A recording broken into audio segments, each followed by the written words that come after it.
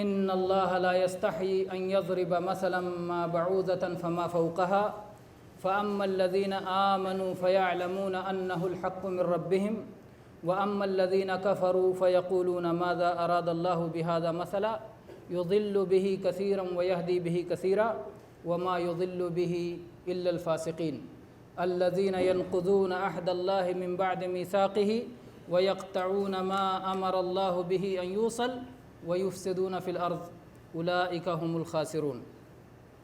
یقیناً اللہ تبارک و تعالیٰ اس بات سے نہیں شرماتا کہ وہ کوئی بھی مثال بیان کرے، خواہ مچھر ہی کی مثال کیوں نہ ہو یا مچھر سے کمتر یا بڑھ کر کی مثال کیوں نہ ہو۔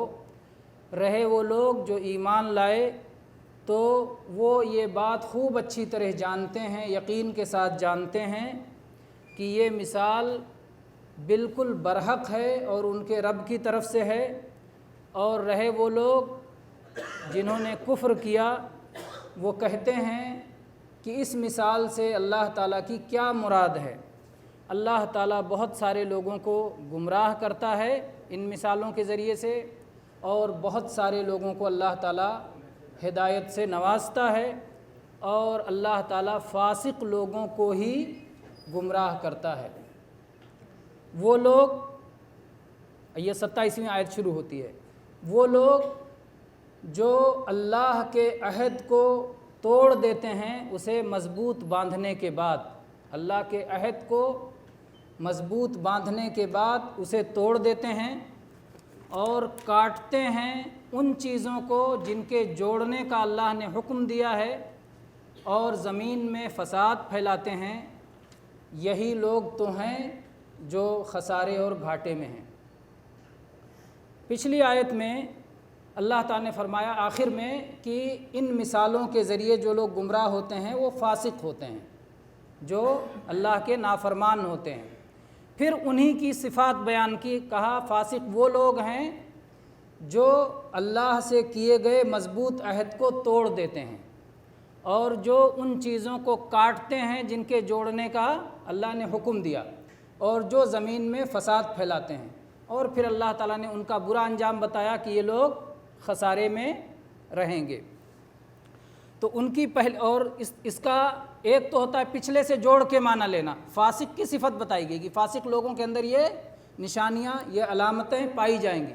اور چاہیں تو مستقل طور پر آیت کا معنی بھی کیا جا سکتا ہے کہ جو لوگ عہد کو توڑتے ہیں، جو لوگ ان چیزوں کو کاٹتے ہیں جنہیں اللہ نے جوڑنے کا حکم دیا ہے، جو زمین میں فساد پھیلاتے ہیں، یہ لوگ گھاٹا اٹھائیں گے۔ یہ مستقل معنی بھی ہو سکتا ہے اور فاسق کے ساتھ پچھلی آیت سے جوڑ کر کے بھی معنی ہو سکتا ہے۔ پچھلی آیت میں اللہ تعالیٰ نے فرمایا تھا کہ ان مثالوں کے ذریعے اللہ بہت سارے لوگوں کو گمراہ کرتا ہے اور بہت سارے لوگوں کو ہدایت دیتا ہے۔ اللہ نے وہاں بہت سارے گمراہ بھی بہت سارے اللہ نے فرمایا کثیر، اور جو ہدایت پاتے ہیں ان کو بھی اللہ نے کہا کثیر ہیں، وہ بھی بہت ہیں۔ حالانکہ اللہ تعالیٰ نے قرآن پاک میں بتایا کہ شکر گزار بندے، نیک بندے تھوڑے ہیں، تو اللہ نے یہاں کثیر کیوں کہا؟ اس کا جواب معلوم ہے؟ اس کا دو جواب ہو سکتا ہے۔ ایک تو یہ کہ اللہ تعالیٰ نے فرمایا قلیل من عبادی الشکور، میرے شکر گزار بندے تھوڑے ہیں، تو وہاں شکور ہے یعنی جو بہت شکر ادا کرتے ہیں۔ تو بہت شکر ادا کرنے والے تو تھوڑے ہیں، لیکن شکر کرنے والے وہ زیادہ ہیں۔ شکر کرنے والے زیادہ ہیں، لیکن جو بہت شکر کرنے والے ہیں وہ تھوڑے ہیں۔ ایک جواب یہ۔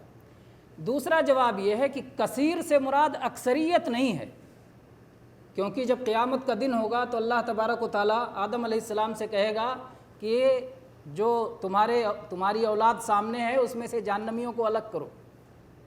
تو آدم علیہ السلام کہیں گے یا اللہ کتنوں کو الگ کروں؟ اللہ تعالیٰ کہے گا 1000 میں سے 999 کو جہنم میں بھیجو۔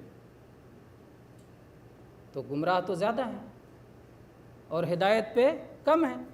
اللہ تعالیٰ نے ایک اور آیت میں فرمایا وَإِن تُطِعْ أَكْثَرَ مَنْ فِي الْأَرْضِ يُضِلُّوكَ، اگر زمین کی اکثریت کے پیچھے آپ بھاگیں گے تو وہ تو راستے سے بھٹکا دیں گے۔ ہمیشہ جو ٹاپ چیز ہوتی ہے نا، اچھی چیز ہوتی ہے، وہ کم ہوتی ہے۔ جو خیر کے اس درس میں آئے ہیں نہ آنے والوں کے مقابلے میں کم ہیں، تو ہمیشہ اچھے لوگ کم ہوتے ہیں، اس میں کوئی شک نہیں ہے، لیکن وہ کم ہونے کے باوجود اللہ کی نظر میں زیادہ ہیں، اللہ کی نظر میں قیمتی ہیں، اللہ کی نظر میں باوزن ہیں۔ اس لیے باطل چاہے جتنا زیادہ ہو، بھلے وہ اپنی کمیت میں زیادہ ہے لیکن کیفیت اس کی کم ہے، کیفیت کے اعتبار سے، حیثیت کے اعتبار سے، وزن کے اعتبار سے اس کا کوئی ویلو نہیں، وہ ناحق ہے، وہ باطل ہے، لیکن حق ہے تو کم ہونے کے باوجود بھی وہ زیادہ ہے اللہ کے ہاں، وہ قیمتی ہے۔ اس لیے اللہ نے فرمایا کہ اللہ تعالیٰ بہت سوں کو گمراہ کرتا ہے، یعنی تعداد میں اگرچہ بہت زیادہ ہیں، بہت سارے ہیں جو گمراہ ہوتے ہیں، لیکن بہت سارے لوگوں کو اللہ ہدایت بھی دیتا ہے، اگرچہ ان کی تعداد تمہیں کم لگتی ہے لیکن وہ بہت سارے ہیں، کیونکہ وہ اللہ کے یہاں قیمتی ہیں، اللہ کے ہاں ان کی حیثیت ہے۔ اور ایک معنی یہ بھی ہو سکتا ہے کہ کثیر سے مراد اکثر نہیں ہوتا، کثیر کو کثیر معنی لے کے ہم کہیں گے قیمت میں کثیر، اور کثیر کا معنی اکثر نہیں ہوتا، یعنی دونوں میں تناسب لگانا مقصد نہیں ہے کہ یہ اتنا ہے یہ بھی اتنا ہے، نہیں، یہ بتانا مقصد نہیں ہے، مطلب یہ ہے کہ یہ بھی زیادہ ہیں یہ بھی زیادہ ہیں۔ اگر آدمی 3 ہو تو کہیں گے زیادہ آدمی ہے، 1 آدمی ہے کم ہے، 2 آدمی کم ہے، 3 ہے زیادہ ہو گیا، 4 ہے زیادہ ہو گیا۔ تو کثیر جو ہے یہ ایک جمع کی تعداد کو کہا جاتا ہے، 10 ہو گئے تو زیادہ ہو گیا، زیادہ لوگ ہیں، کم نہیں ہیں۔ یہ مقابلے کے بغیر مقابلہ نہیں ہے کہ جتنے باطل والے ہیں اتنے یہ ہیں، نہیں، یہ بھی زیادہ تعداد میں ہیں، ایک اچھی بڑی تعداد ہے ان کی، اور یہ بھی زیادہ تعداد میں ان کی بھی ایک اچھی بڑی تعداد ہے، دونوں کا مقابلہ مقصود نہیں ہے۔ تو 3 جواب اس کا ہو سکتا ہے، 3 جواب اس کا ہو سکتا ہے۔ بہرحال اللہ کی کتاب میں، اللہ کے کلام میں جتنا غور کریں گے اتنے نکتے پیدا ہوں گے اور نکلیں گے۔ آگے چلتے ہیں، اللہ تعالیٰ نے فرمایا الذین ینقضون عہد اللہ من بعد میثاقہ، فاسق وہ ہیں جو توڑ دیتے ہیں اللہ کے عہد کو اللہ سے مضبوط باندھنے کے بعد۔ یہ عہد کیا ہے جسے یہ توڑ دیتے ہیں؟ یہ ایک عہد وہ ہے جو ہمارے درمیان اور ہمارے پیدا کرنے والے کے درمیان عہد ہے، ایک عہد وہ ہے، اور ایک عہد وہ ہے جو ہمارے درمیان اور اس پیدا کرنے والے کے دوسرے بندوں کے درمیان ہے، یعنی ایک اللہ خالق اور بندے کے درمیان کا عہد اور ایک مخلوق اور مخلوق کے درمیان کا عہد۔ اس سے دونوں عہد مراد ہے کہ وہ لوگ اللہ سے جو عہد کیا، اللہ سے کیا کیا عہد ہے ہمارا؟ ایک ہے جس کو عہد ازل کہتے ہیں یا عہد الست کہتے ہیں۔ جب عالم ارواح میں تھے، اللہ تبارک و تعالیٰ نے آدم علیہ السلام کی ساری اولاد کو ان کی پیٹھ سے نکالا اور چونٹیوں کی شکل میں سب کو اکٹھا کیا، اور اللہ تبارک و تعالیٰ نے سورہ آگے چل کر کے اس کا ذکر آئے گا قرآن پاک میں، وَإِذْ أَخْرَجَ رَبُّكَ مِن بَنِي آدَمَ مِن ظُهُورِهِمْ ذُرِّيَّتَهُمْ وَأَشْهَدَهُمْ عَلَىٰ أَنفُسِهِمْ أَلَسْتُ بِرَبِّكُمْ قَالُوا بَلَىٰ۔ یاد کیجئے اس وقت کو کہ جب اللہ تبارک و تعالیٰ نے آدم علیہ السلام کی پیٹھ سے ان کی ساری اولاد کو نکالا اور سب سے عہد لیا، عالم ارواح میں عہد لیا، کیا میں تمہارا رب نہیں ہوں؟ کیا میں تمہارا خالق و مالک نہیں ہوں؟ سب نے کہا یا اللہ تو ہمارا رب ہے، ہم اس کا اقرار کرتے ہیں۔ تو ہم وہ عہد کر چکے ہیں اللہ سے کہ وہی رب ہے اور رب ہی معبود ہونے کے قابل ہوتا ہے اور اس کے علاوہ اور کسی کی عبادت نہیں کی جاتی۔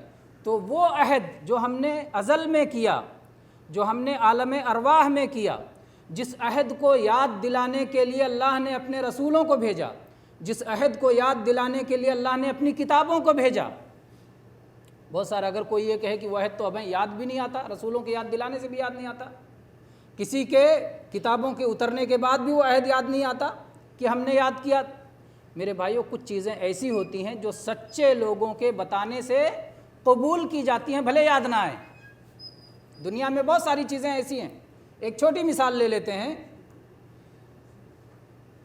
اگر کوئی شخص انکار کر دے اپنی ماں کے بارے میں کہ یہ میری ماں نہیں ہے، میں نہیں مانتا کیونکہ مجھے یاد ہی نہیں آ رہا ہے کہ میں اس کے پیٹ سے پیدا ہوا ہوں، حالانکہ اس کا باپ بتا رہا ہے، اس کا بھائی بتا رہا ہے، اس کے جاننے والے بتا رہے ہیں، سارے سچے لوگ بتا رہے ہیں، کہہ رہے ہیں یہی تیری ماں ہے تو اسی کے پیٹ سے پیدا ہوا ہے، لیکن کہہ نہیں مجھے تو نہیں یاد آ رہا ہے۔ تو اس کو کیا کہیں گے؟ عقل مند کہیں گے؟ بیوقوف کہیں گے؟ کیا کہیں گے؟ تو جیسے اپنی ماں کے بارے میں جس سے زیادہ یقینی چیز آپ کے نزدیک ہے کہ آپ بلا ماں کے پیدا ہو گئے ہیں، یقینی چیز ہے، سچے لوگوں کے بتانے سے ہم تسلیم کرتے ہیں کہ یہ ہماری ماں ہے۔ ایسے ہی انبیاء سے زیادہ سچا اور کون اس دنیا میں پیدا ہوا، اور ایک نبی نہیں، ایک بہت بڑی تعداد لاکھوں میں آئی اور دنیا کے مختلف گوشوں میں آئی، کوئی کسی کونے میں آیا، کوئی کسی کونے میں آیا، کوئی کسی زمانے میں آیا، کوئی کسی زمانے میں آیا، ان کا آپس میں کوئی اتفاق بھی نہیں تھا، اور سب اس بات کی دعوت لے کے آئے تھے کہ جو تمہارا پیدا کرنے والا ایک اللہ ہے اسی کی عبادت کرو۔ سب لا الہ الا اللہ کی دعوت لے کے آئے تھے، سارے انبیاء۔ تو اتنی بڑی تعداد میں سچے انبیاء اس عہد کو یاد کرانے کے لیے آتے ہیں، اور اس کے بعد ہم کو یاد نہ آئے تب بھی ہمیں ان سچوں کی بات کو ماننا چاہیے، ہمارا فرض بنتا ہے کہ ہم ان کتابوں کے آ جانے کے بعد، ان انبیاء کے بتانے کے بعد اپنے اس عہد پہ عمل کریں اور اللہ پر ایمان لائیں۔ تو اللہ تعالیٰ نے فرمایا کہ جو فاسق ہوتے ہیں وہ اس عہد کو توڑ دیتے ہیں جو انہوں نے اللہ کے ساتھ کیا ہے۔ اللہ نے ایک عہد تو یہ ہوا جو عالم ارواح میں ہر انسان سے لیا گیا، ایک عہد وہ ہے جو پچھلی امتوں سے لیا گیا، یہودیوں سے لیا گیا، نصارہ سے لیا گیا، ہر نبی سے اور ان کی قوم سے لیا گیا کہ جب محمد الرسول اللہ صلی اللہ علیہ وسلم آئیں گے تو ان پر ایمان لانا، وہ عہد بھی اس میں مراد ہے۔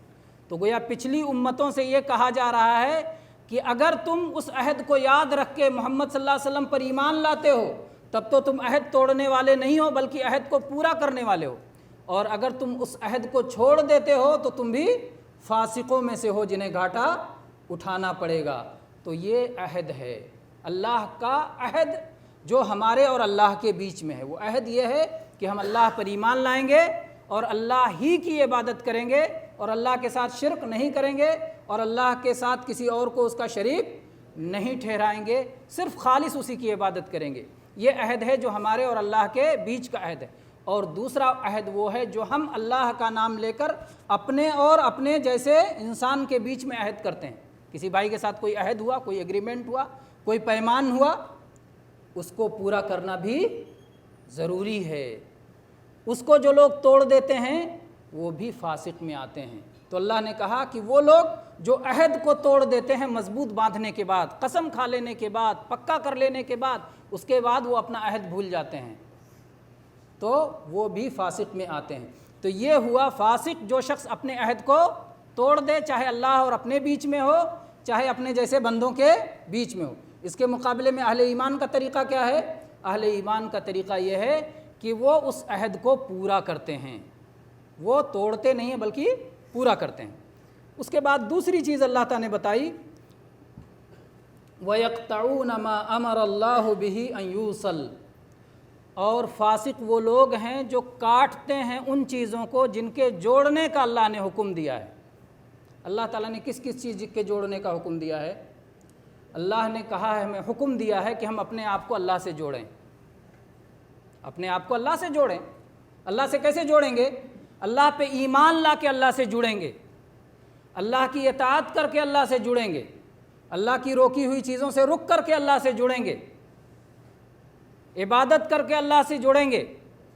تو اپنے آپ کو اللہ سے جڑیں، اور اگر ہم اس کو چھوڑ دیتے ہیں تو اس کا مطلب ہم کاٹ رہے ہیں اس چیز کو جس کے جوڑنے کا اللہ نے حکم دیا ہے۔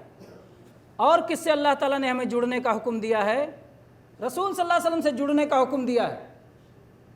اپنے آپ کو محمد رسول اللہ صلی اللہ علیہ وسلم سے اور بقیہ سارے رسولوں سے اپنے آپ کو جوڑیں۔ رسول سے کیسے جڑیں گے؟ رسول پہ ایمان لا کے رسول سے جڑیں گے، رسول سے محبت کر کے رسول سے جڑیں گے، رسول کی اطاعت کر کے رسول سے جڑیں گے، رسول صلی اللہ علیہ وسلم کی تعظیم کر کے، ان کا احترام کر کے، ان کا نام آئے تو اس پر درود پڑھ کے ان سے جڑیں گے، ان کی فرما برداری کر کے، ان کے خبروں کی تصدیق کر کے، ان کی روکی ہوئی چیزوں سے رک کر کے ان سے جڑیں گے، ان کے آل اصحاب ازواج سے محبت کر کے ان سے جڑیں گے، ان کے دین کو شریعت کو سیکھ کر کے ان سے جڑیں گے۔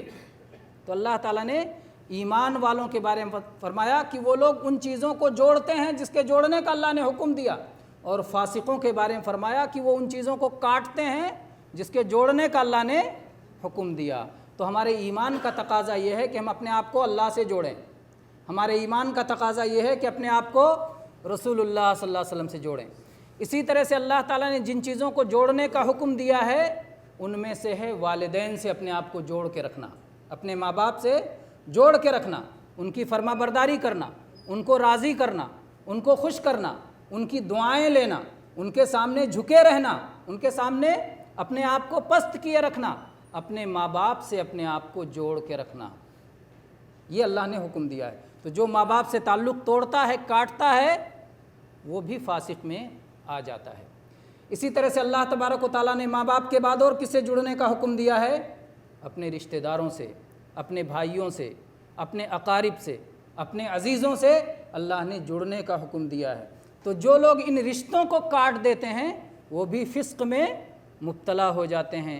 और इसीलिए जनाब मुहम्मदुर रसूलुल्लाह सल्लल्लाहु अलैहि वसल्लम की वो हदीस याद कीजिए, आपने फरमाया ला यदखुलुल जन्नत काति', जो आदमी रिश्तों को काटता है वो जन्नत में नहीं जाएगा। यानी वो गोया फ़िस्क़ का मुर्तकिब है, गुनाह कबीरा का मुर्तकिब है, बहुत बड़ा गुनाह हो रहा है इन रिश्तों को काट करके जिनके जोड़ने का अल्लाह ने हुक्म दिया है। सूरह बकरा पढ़ने से शैतान क्यों भागता है? यही सब असबाब हैं कि सूरह बकरा में सिखाया जा रहा है कि हमको ज़िंदगी कैसे गुजारनी है, हमको क्या जोड़ना है, क्या काटना है, क्या करना है, क्या नहीं करना है। अगर इन सब पर बंदा पूरा होता है तो शैतान उसके करीब आने वाला नहीं है, ऐसे घर में शैतान आने वाला नहीं है। तो अल्लाह ताला ने फरमाया वयक़्तऊन मा अमरल्लाहु बिही अन यूसल, और फासिक वो लोग हैं जो काटते हैं उन चीज़ों को जिसके जोड़ने का अल्लाह ने हुक्म दिया है। इसके मुकाबले में अहले ईमान वो हैं कि जो उन चीज़ों को जोड़ते हैं जिनके जोड़ने का अल्लाह ने हुक्म दिया है। उसके बाद तीसरी चीज़ अल्लाह ताला ने फरमाया वयुफ़सिदून फ़िल अर्ज़, और जो लोग ज़मीन में फ़साद फैलाते हैं। फासिक वो होते हैं जिनकी तीसरी निशानी कि ज़मीन में फ़साद फैलाते हैं। फ़साद किसको कहते हैं? इस्लाह की ज़िद है, ख़राबी को कहते हैं। ये फ़साद दो तरह का होता है, एक को कहते हैं फ़साद हिस्सी, एक को कहते हैं फ़साद मानवी। फ़साद हिस्सी ये है कि जब ज़मीन में जहाँ जाते हैं वहाँ कत्लो खूरेज़ी करते हैं, वहाँ मारपीट करते हैं, झगड़ा लड़ाई करते हैं, जो है दरख्तों को काटते हैं, खेतों को वीरान करते हैं, जलाते हैं, घरों को मुनहदिम करते हैं, फ़साद फैलाते हैं। ये फ़साद हिस्सी है जो देखा जाता है, नज़र में आता है। ये फ़साद भी करते हैं और फ़साद मानवी भी करते हैं। फ़साद मानवी का मतलब क्या है? यानी अल्लाह की नाफरमानी करके इस दुनिया में फ़साद का सबब बनते हैं। इस दुनिया का मकसद क्या है? कि अल्लाह की इताअत से इस दुनिया को आबाद किया जाए, इस दुनिया की तामीर अल्लाह की इताअत की बुनियाद पर हो। अल्लाह ने इसीलिए दुनिया को पैदा किया, यही मकसद है कि बंदे अल्लाह की इबादत करें, उसकी इताअत करें, उसके रसूलों के बताए हुए तरीक़े के मुताबिक चलें। जब वो ऐसा करते हैं तो वो अपनी ज़िंदगी का मकसद पूरा करते हैं और अपने अल्लाह को राज़ी करते हैं, और दुनिया ठीक रास्ते पर अपने मकसद के मुताबिक अपनी पटरी पर चल रही होती है। लेकिन जब उस पटरी से हट जाते हैं जिस पर चलने के लिए अल्लाह ने दुनिया बनाई है, जब नाफरमानी में लग जाते हैं, जब कुफ्र में लग जाते हैं, जब शिरक में लग जाते हैं, तो वो फ़साद होता है, क्योंकि उससे अल्लाह नाराज़ होता है। और जब अल्लाह नाराज़ होता है तो अल्लाह तबारक व तआला बारिश बरसाना बंद कर देता है, अल्लाह ताला तूफ़ान भेज देता है, अल्लाह तबारक व तआला जो है तबाही और हिलाकत भेज देता है। अल्लाह ताला बारिश रोक दे तो कितने नुकसानात हैं, प्यासे मर जाएंगे, जानवर के लिए चारा नहीं होगा, गल्ले में दाने नहीं पैदा होंगे, फलों में दरख्तों में फल नहीं आएंगे, बारिश नहीं होगी, तो इतने सारे नुकसानात हैं। तो ये फ़साद है। तो ज़मीन में मासियत का होना, नाफरमानी का होना, ईमान ना होना, कुफ्र का फैल जाना, शिरक का फैल जाना, तौहीद का ख़त्म हो जाना, ये क्या है? ये फ़साद फ़िल अर्ज़ है। तो जो फासिक होते हैं वो फ़साद फ़िल अर्ज़ के मुर्तकिब होते हैं, फ़साद मानवी के भी और फ़साद हिस्सी के भी। तो ये तीन बड़ी निशानियां अल्लाह ताला ने फासिकों की बताई कि अल्लाह का अहद तोड़ देते हैं, और अल्लाह ने जिन चीज़ों के जोड़ने का हुक्म दिया उनको काट देते हैं, और ज़मीन में फ़साद फैलाते हैं। इसके मुकाबले में अहले ईमान अहद को पूरा करते हैं, उन चीज़ों को जोड़ते हैं जिन्हें जोड़ने का अल्लाह ने हुक्म दिया है, और ज़मीन में फ़साद नहीं फैलाते बल्कि ज़मीन में इस्लाह करते हैं, زمین میں سدھار کرتے ہیں، زمین میں امن اور خیر کو عام کرتے ہیں، یہ اہل ایمان کا طریقہ ہے۔ پھر اللہ تعالیٰ نے فرمایا کہ جو فاسق ہیں اولئک هم الخاسرون، یہی وہ لوگ ہیں جو گھاٹا اٹھانے والے۔ گھاٹا کس کو کہتے ہیں؟ گھاٹا کہتے ہیں ایک نفع جسے آپ حاصل کرنا چاہتے ہیں، ایک فائدہ جسے آپ حاصل کرنا چاہتے ہیں، اور اس فائدے کا حاصل کرنا ممکن ہے، اور اس کے باوجود وہ فائدہ آپ کو نہ مل سکے، آپ سے فوت ہو جائے، اس کو کہتے ہیں گھاٹا۔ ایک فائدہ آپ حاصل کرنا چاہتے تھے، اس کا حاصل کرنا آپ کے لیے ممکن بھی تھا، اس کے باوجود وہ فائدہ آپ کو نہیں مل پایا، تو کہتے ہیں گھاٹا ہو گیا۔ یہ میں پا سکتا تھا، یہ میں چاہتا تھا، یہ میں چاہتا تھا، یہ میں پا سکتا تھا، اس کے باوجود مجھے نہیں ملا، مجھ سے چلا گیا، تو یہ کیا ہے؟ خسارہ ہے، یہ گھاٹا ہے۔ تو یہ لوگ گھاٹے میں ہیں، کیونکہ اللہ کی وہ رحمت جو سب کے لیے عام ہے، بسم اللہ الرحمن الرحیم، اللہ کی رحمت عام ہے سب کے لیے، سارے بندوں کے لیے، اور اس رحمت کا حاصل کرنا ممکن بھی ہے، آسان بھی ہے، اللہ نے اس رحمت کو سب کے لیے رکھا ہے۔ اس کے باوجود جو آدمی اپنے کرتوت سے اس رحمت کو فوت کر دے، اس رحمت کو حاصل نہ کرے، نہ اس دنیا میں اس رحمت کا مستحق بنے، نہ مرنے کے بعد اس رحمت کا مستحق ہو پائے، تو اس سے بڑے گھاٹے میں اور کون ہو سکتا ہے؟ تو فاسق جو فاسق کلی ہے، میں نے پچھلے درس میں بتایا تھا کہ فسق دو طرح کا ہوتا ہے، ایک اطاعت سے نکل جائے آدمی، پوری طرح سے نکل جائے، سرکل میں ہے ہی نہیں، باہر نکل گیا، ایمان سے باہر نکل گیا، اسلام سے باہر نکل گیا، خروج کلی پوری طرح سے نکل گیا، تو وہ پوری طرح سے سب سے بڑے گھاٹے میں ہے۔ اور جو آدمی خروج کلی تو نہیں کیا ہے لیکن تھوڑا تھوڑا نکلا ہے، اسی طرح سے اس کا گھاٹا بھی اسی حساب سے، کسی کا گھاٹا کم ہے اور کسی کا گھاٹا زیادہ ہے۔ ایک شخص ہے جو فرائض کی پابندی کرتا ہے، ایک شخص ہے جو اپنے آپ کو حرام سے بچاتا ہے، اور جو اس سے آگے بڑھ کر کے ایک شخص ہے فرائض کی پابندی بھی کرتا ہے، مستحبات پہ بھی عمل کرتا ہے، حرام کو چھوڑتا ہے، مکروہ کو بھی چھوڑتا ہے، یہ اس سے بھی آگے۔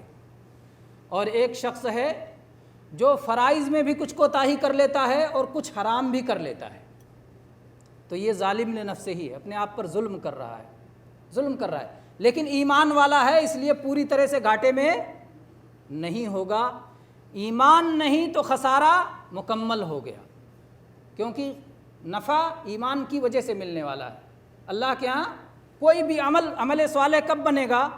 پہلی شرط ایمان ہے، چاہے جو آپ نیکی کر ڈالیں، اگر ایمان نہیں ہے تو اللہ کے ہاں قبول نہیں ہے۔ تو پہلی فرصت میں اللہ پر ایمان درست ہو، اس کے بعد اللہ کے حکم کے مطابق، رسول اللہ صلی اللہ علیہ وسلم کے بتانے کے مطابق نیک اعمال ہوں اگر آپ فائدہ چاہتے ہوں۔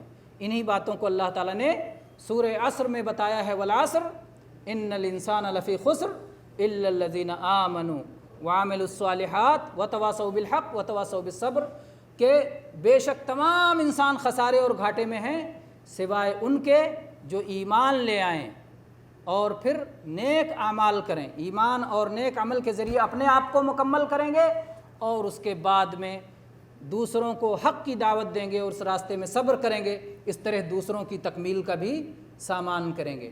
تو بہرحال ایمان اور نیک عمل یہ ہم کو اپنے آپ میں بھی اور دوسرے کے لیے بھی یہ فائدہ اور نفع کی چیز ہے، اس کے مقابلے میں ایمان اور عمل صالح چھوٹ جائے تو یہ خسارے کی چیز ہے۔ اس میں دنیا کا بھی خسارہ ہے اور آخرت کا بھی خسارہ ہے، اور آخرت کا خسارہ ہی سب سے بڑا خسارہ ہے۔